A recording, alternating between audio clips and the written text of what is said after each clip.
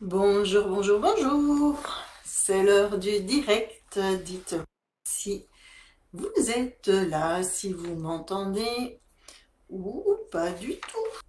Il est l'heure de midi. J'ai choisi cette heure-ci pour vous laisser l'opportunité d'interagir avec moi. Je suis curieuse de voir s'il y aura du monde. Aujourd'hui, le thème, c'est la télépathie animale. Donc, bonjour à ceux qui sont là. Est-ce que vous avez des questions?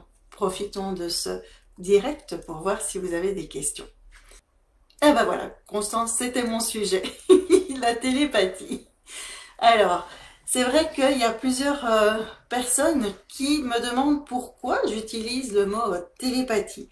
Alors, j'avais fait une petite vidéo sur YouTube qui va sortir, mais voilà, maintenant ici, je vais vous l'expliquer. Je l'ai expliqué en conférence aussi.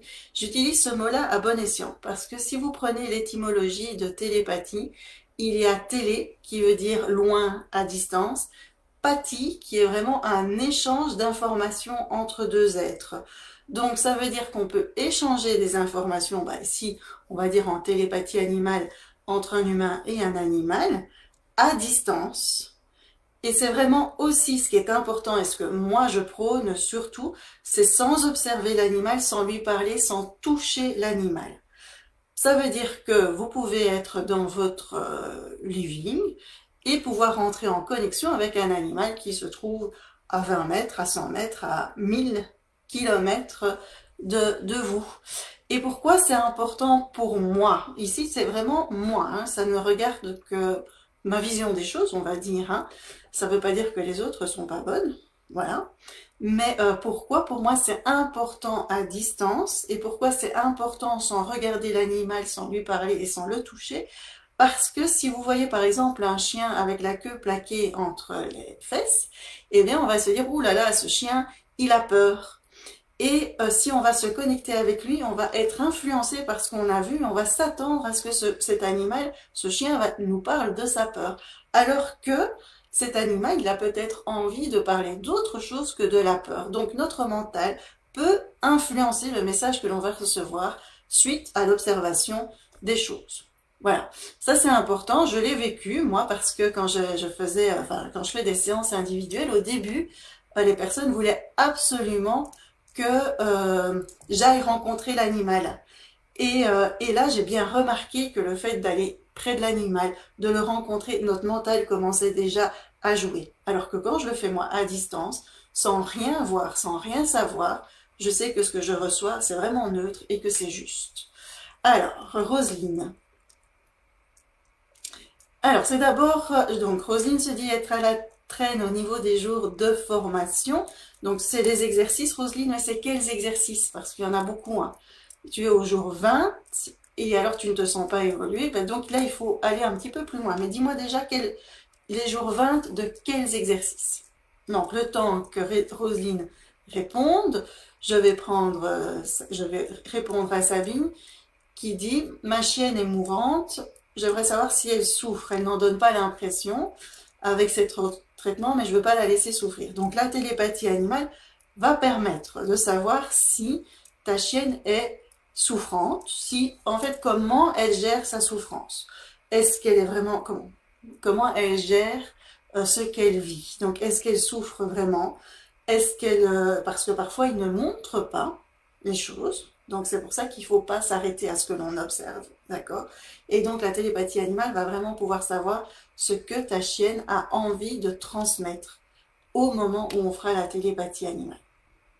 Alors, donc tu es au jour 20 des exercices qui comptent 90 jours. D'accord, Roselyne? Alors, d'abord, il y en a, alors il faut jamais, je vais te l'ai dit hein, en formation, une chose, que ce soit en télépathie animale, en soins énergétiques ou dans votre vie, ne vous comparez jamais aux autres. Il y a quelque chose d'important, c'est que parfois on va se dire je ne vis pas ce que les autres vivent. Et c'est tout à fait normal parce que vous êtes chacun unique. Donc on ne se compare pas. C'est pas parce qu'il y en a qui mettent des résultats extraordinaires, il y en a qui le vivent très fort, il y en a qui ont comme ça des ressentis qui sont élevés. Si toi, Rosine, t'as pas des ressentis élevés, c'est pas grave. Il faut aussi beaucoup être en confiance par rapport à ce que l'on fait. Être certain qu'il y a des choses qui se fassent, même si je ne ressens rien. D'accord? Moi, je suis pas trop dans les ressentis. Vous savez, quand on fait du magnétisme ou quoi, moi je dis toujours, euh, il y en a qui disent, on ressent ceci, on ressent cela avec les mains. Moi, je ressens rien du tout. Ça se passe de manière tout autre chez moi. Donc, Roselyne, si ça se passe de manière tout autre chez toi, c'est comme ça. Il faut vraiment que tu détermines comment toi, tu réagis aux choses. Et c'est peut-être pas par des ressentis. Maintenant, parfois, on se sent pas évoluer, mais ça vaut la peine à un moment donné de s'arrêter et de se dire, ah, qu'est-ce qui a changé en moi? Et parfois c'est subtil. Alors si maintenant tu as beaucoup de choses, hein, que tu n'as pas beaucoup le temps, tu es dans tout ton univers là, eh bien parfois tu es fort absorbé par ce que tu fais et tu vois pas les changements. Les changements, il y en a. Mais peut-être que là maintenant, ce que tu travailles avec, donc je dis tout ce qui peut me venir, ce que tu travailles sur les jours 20, ce sont pas des choses qui résonnent avec toi et que ce qui par la suite, ça va résonner avec toi. Et après, je vais terminer, si vos attentes sont trop grandes par rapport à votre évolution, vous n'allez pas observer le petit changement qui peut avoir lieu en vous. D'accord? Est-ce que Roselyne, ça t'a un petit peu aidé ça? Dis-moi un petit peu ce qui résonne avec toi. Alors, Sabine dit bon, que son chien ne veut peut-être pas montrer qu'elle souffre. Alors après, les animaux ne montrent pas qu'ils souffrent. Les animaux ont une tolérance à la douleur énorme. Et c'est pas toujours évident de voir s'ils souffrent ou pas. D'accord? Alors, Constance, est-ce que tout le monde peut arriver à faire de la télépathie animale? C'est bête qu'ici, j'arrive pas à vous partager les choses. Est-ce que vous êtes au courant quand je fais des conférences? Parce que ça vaut la peine que vous veniez les écouter aussi. Je les fais en direct, hein. Alors, est-ce que tout le monde peut y arriver? Alors, je vais dire oui et je vais dire non. Oui, si il y a des conditions pour arriver à faire de la télépathie animale. Vous avez déjà entendu des petites choses que j'ai dit à Roselyne. Il ne faut pas se comparer aux autres. Il ne faut pas avoir des attentes monstrueuses. Il ne faut pas absolument se dire je veux évoluer, je veux évoluer. Mais surtout, il faut être sensible. Et puis surtout, il faut s'entraîner, s'entraîner, s'entraîner. Et il faut y croire. Si vous avez un esprit, je vais dire, esprit fermé, voilà, en disant non, moi j'y crois pas, c'est du n'importe quoi et je le fais par curiosité, ça fonctionne pas du tout. Et si vous n'avez pas envie de travailler sur vous, parce que derrière la télépathie animale, il y a vraiment beaucoup, beaucoup, beaucoup, beaucoup de développement personnel, parce que c'est qui fait la télépathie animale? Les animaux, eux, ils en fascinent. C'est l'humain qui met beaucoup de résistance, hein, qui met parfois beaucoup de mental, qui prend le dessus. Et donc, si vous laissez votre mental prendre le dessus, si vous ne travaillez pas sur vous, eh bien, c'est difficile d'y arriver. Mais tout le monde peut y arriver. Mais ça demande du travail. C'est pas en un claquement de doigts comme certains stagiaires pensent quand ils commencent la formation. Est-ce que j'ai répondu, Constance? Pour toi, donc tout le monde peut y arriver. Maintenant, il y a la fausse idée que ça se fait super facilement. J'ai rencontré des personnes qui disaient en une matinée vous y arrivez. Pas tout le monde. Non, pas tout le monde. Il y en a qui en une matinée peuvent recevoir une information. Et là, il y a des choses à bien cadrer pour être sûr que ce sont des bonnes informations qui sont reçues. Et puis après, il y a vraiment le travail sur soi. Donc voilà. Et surtout, surtout, surtout, le lâcher prise. Se laisser aller, c'est ça que la télépathie animale nous apprend. D'accord? Et de la bienveillance. Ça, c'est important aussi. J'adore quand c'est de la bienveillance. Parfait, Constance. Eh bien, dites-moi, en quelques minutes, on a déjà parlé de ce que c'était que la télépathie animale. D'ailleurs, voilà, quand on parle que tout le monde peut y arriver, Roselyne, elle fait la formation et elle suit un programme de 90 jours à peu près qui aide à avancer dans ses énergies, à avancer dans son développement personnel.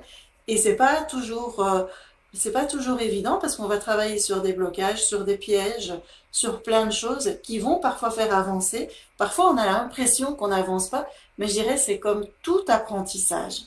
D'accord? Ça, c'est vraiment important. Tout apprentissage, il y a des moments où on avance, des moments où on a l'impression de reculer, et ces moments-là sont super importants parce que ce sont ceux qui nous font avancer.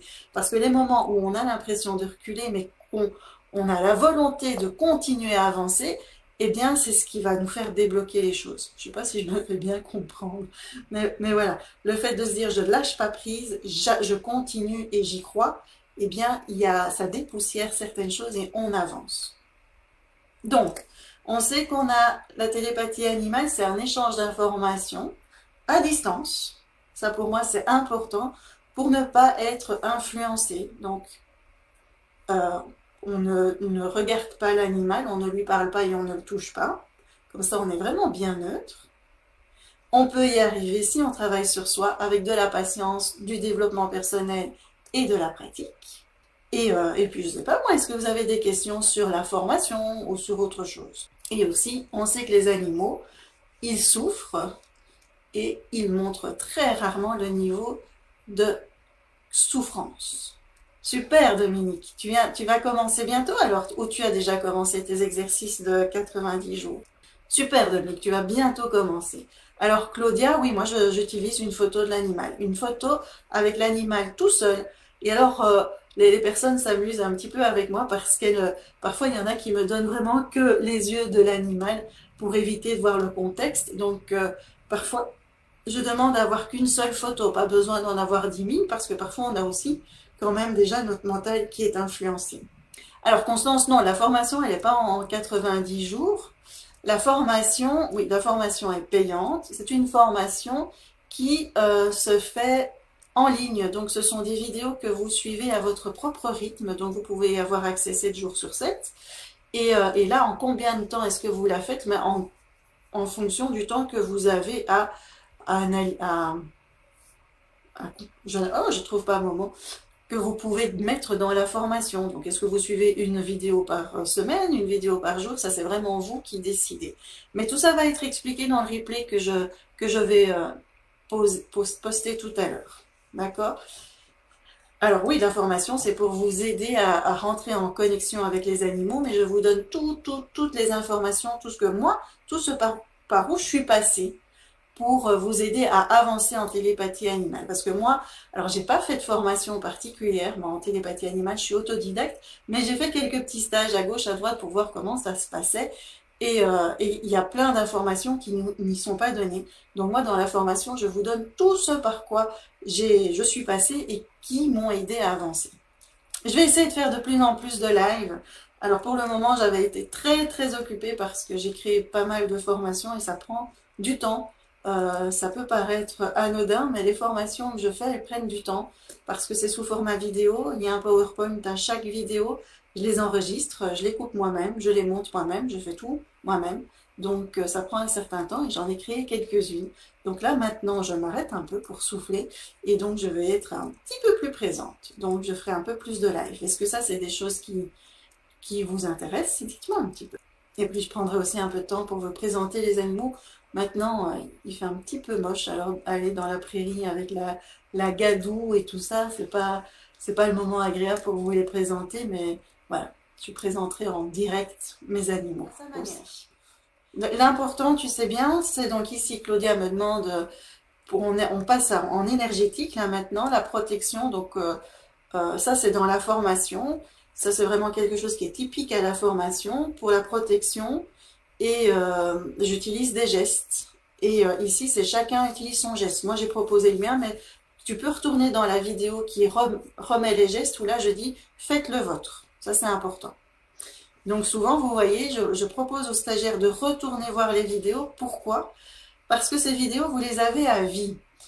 Et c'est intéressant, quand on les a vues, c'est intéressant de retourner les voir, les visionner à nouveau, parce que quand on les voit une première fois, quand on les regarde une première fois, notre cerveau va filtrer ce que l'on reçoit. Va dire, bah tiens, je suis plutôt intéressé par ceci, par cela, et il y a des petites astuces qui vont passer à côté.